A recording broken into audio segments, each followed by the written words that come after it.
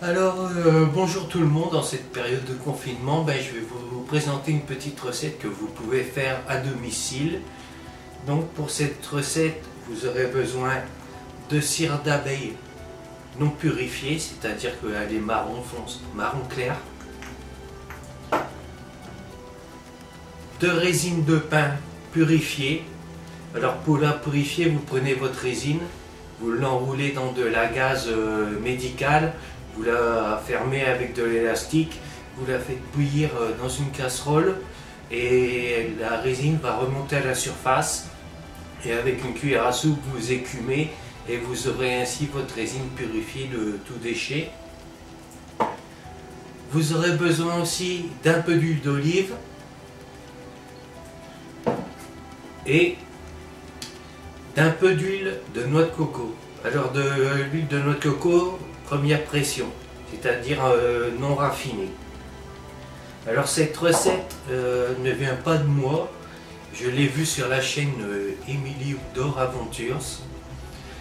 C'est un baume antiseptique à la résine de pin. Alors ce baume, faites attention car certaines personnes peuvent être allergiques à la résine de pin. Donc faire un test sur la peau avant de vous l'appliquer en grande quantité, quoi. Vous verrez bien, si vous avez une petite rougeur qui apparaît, c'est que vous ne la supportez pas. Pour ce qui est des qualités de l'huile de coco, vous allez sur la chaîne, sur la playlist documentaire, et je vous ai mis, il y a une petite chronique de 5 minutes qui vous explique les bienfaits et les propriétés de l'huile de coco. Et pour la résine de pin, faites des recherches, tout le monde sait que c'est un antiseptique naturel. Donc, vous aurez besoin aussi, puisque tout se passe au bain-marie, d'un récipient pour faire fondre. Alors vous ferez fondre en premier la résine, car elle met plus de temps. Ensuite, vous mettrez la cire et au dernier moment, on fera fondre l'huile de noix de coco. L'huile d'olive, on en mettra une goutte, mais à froid. Donc je prépare tout ça et je vous reprends après. Allez.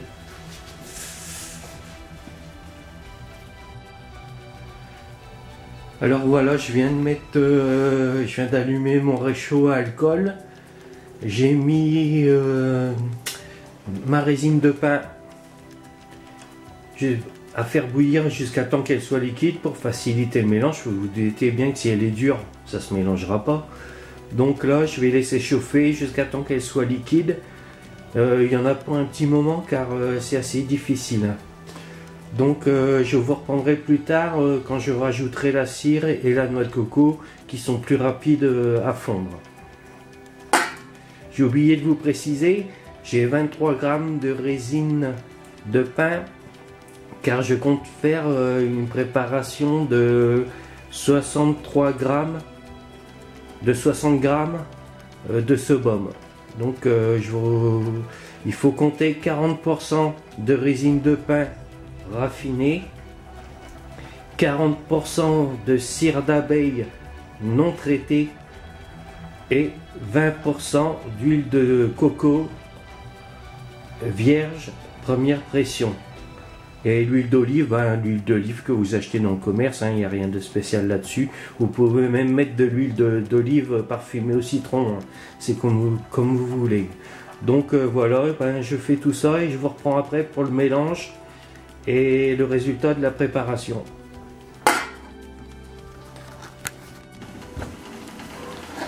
Alors donc là je viens de mélanger la cire avec la résine purifiée, je vous le rappelle. J'ai remis à cuire un petit moment, je vais laisser mélanger de temps en temps entre deux.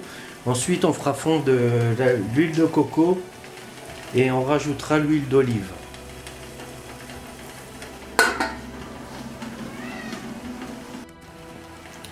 Alors donc voilà mon mélange composé de la cire, de la résine et de l'huile de coco. Je l'ai fait réchauffer un peu en le retouillant encore pour refaire le mélange. Là je vais sortir de l'eau et rajouter un petit peu d'huile d'olive tout en mélangeant.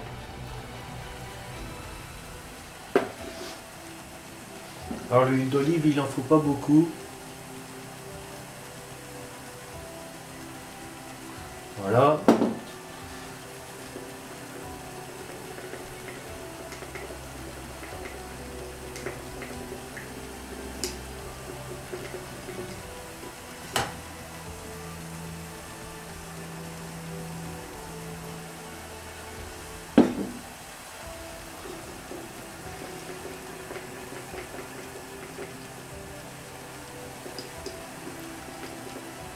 On mélange bien surtout. Peut-être même remélanger à chaud.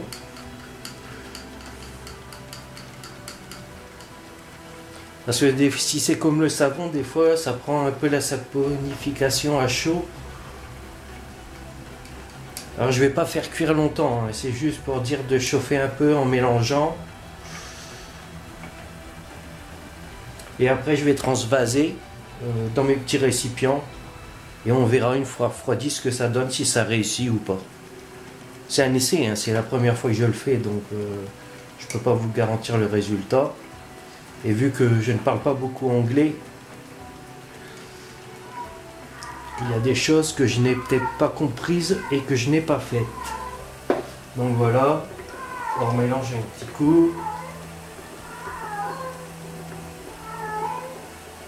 Alors surtout, bien sûr, vous faites attention car tout ça c'est extrêmement chaud. Donc voilà, je vais transvaser.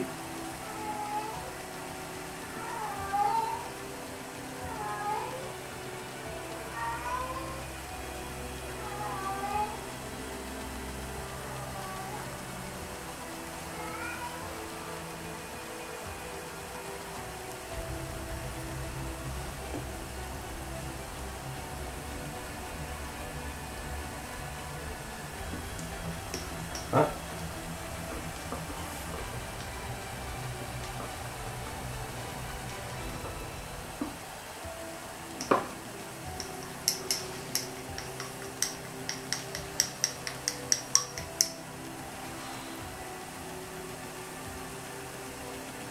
Après, la résine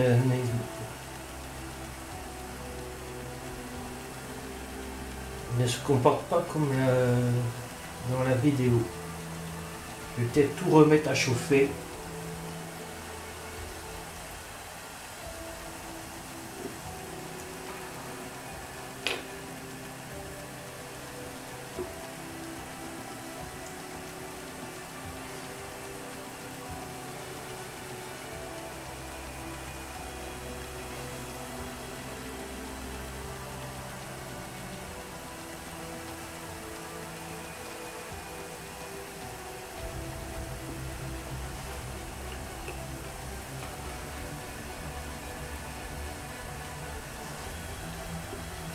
Je vais faire une cuisson plus longue.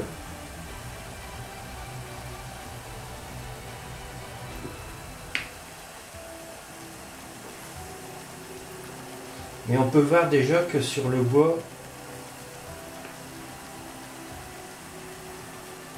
ça a solidifié. Je vais remettre en cuisson pour bien mélanger jusqu'à temps que toute la résine soit bien incorporée au mélange. Donc je remets au bain-marie.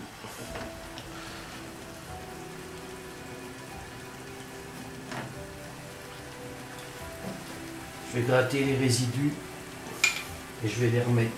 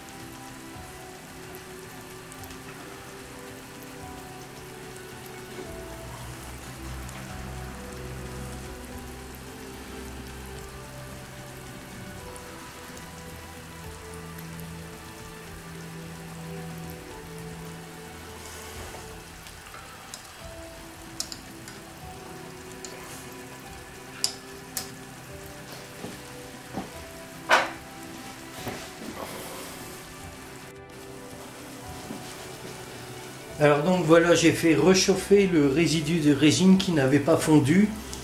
Alors il faut que la résine soit vraiment à l'état liquide et non pas à l'aspect de crème fraîche, sinon ça marche pas. Là j'ai utilisé de la résine qui était sèche depuis 2 ou 3 ans. Peut-être qu'avec de la résine fraîche ça ne se passe pas pareil. Donc j'ai fait réchauffer et elle n'aime pas les chocs thermiques. Donc j'ai rajouté petit à petit ce qui avait bien marché de la première chauffe, en laissant remonter en température à chaque incorporation. Et là, d'après ce que je sens, mélangeant, je ne sens plus le résidu. Il en reste un peu sur la baguette, mais pour ce qui est du pot, ça a l'air d'aller. Alors soit ça, ou faire les mélanges à même température. Là, il faudrait utiliser un thermomètre et porter la cire, l'huile et la résine à même température pour éviter le choc thermique. Parce que dès qu'il y a un choc thermique, en fait, la résine se coagule, elle caille un peu comme le lait et prend cet aspect de crème fraîche. Donc là, je pense que c'est bon. Après, je l'ai peut-être fait trop chauffer. Je vous dis, c'est la première fois, c'est un essai. Donc là, je mélange. Regardez là, hop, le seul résidu qui me reste, c'est ce que j'ai sur la baguette. Je n'en sens plus dans le pot. Je vais continuer encore 1 ou 2 minutes à touiller et après je le verse dans les contenants.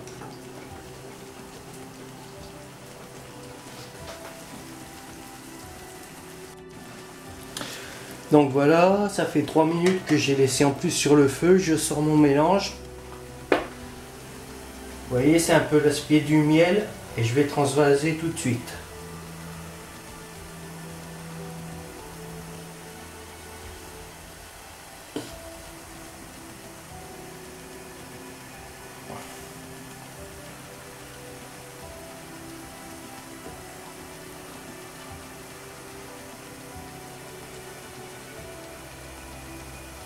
Ah merde, j'en perds un petit peu.